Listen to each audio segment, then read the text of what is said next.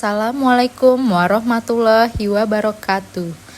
Perkenalkan, kami dari kelompok SMP Negeri 7 Bandar Lampung akan mempresentasikan hasil diskusi kami tentang pembelajaran berdiferensiasi produk dalam topik 2 demonstrasi kontekstual.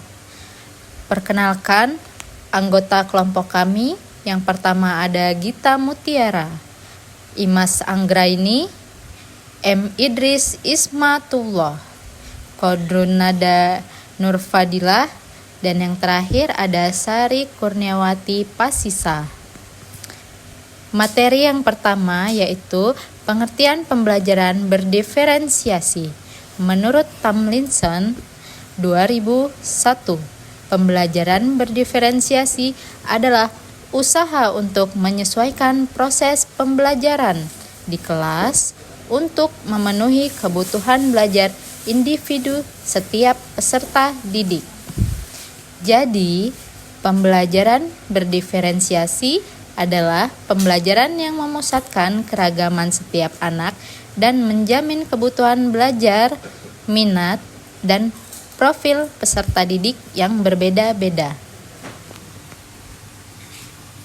Materi selanjutnya yaitu tentang pengertian pembelajaran berdiferensiasi produk. Pembelajaran berdiferensiasi produk adalah pendekatan dalam pendidikan yang menyesuaikan pengalaman belajar siswa berdasarkan kebutuhan, minat, dan kemampuan mereka. Dalam konteks ini, produk mengacu pada hasil belajar yang dihasilkan oleh siswa sebagai respon terhadap pembelajaran yang diberikan. Dengan kata lain, siswa dapat menunjukkan pemahaman mereka melalui berbagai bentuk produk yang berbeda, seperti presentasi, proyek, karya seni, atau tulisan, sesuai dengan cara mereka belajar terbaik.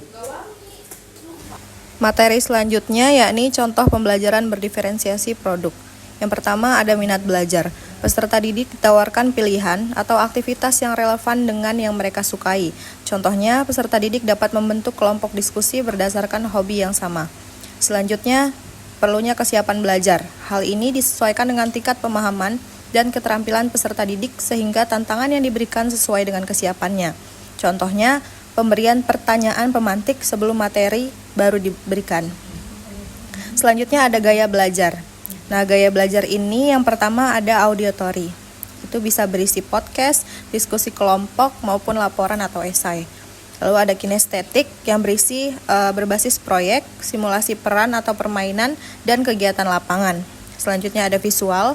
Ini berisi contohnya poster, infografis, ilustrasi, atau gambar, dan peta konsep.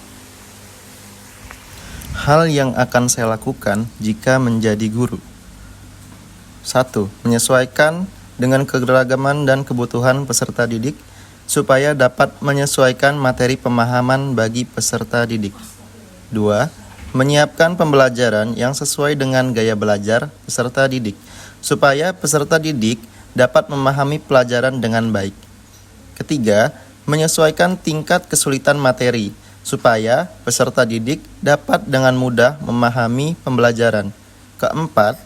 Menyesuaikan proses penilaian yang akan dilakukan, supaya produk yang dihasilkan bisa bervariasi dan menghasilkan kriteria penilaian yang objektif dan adil. Yang terakhir, meningkatkan motivasi dan partisipasi supaya peserta didik merasa diakui dan didukung dalam kebutuhan dan kemampuan peserta didik.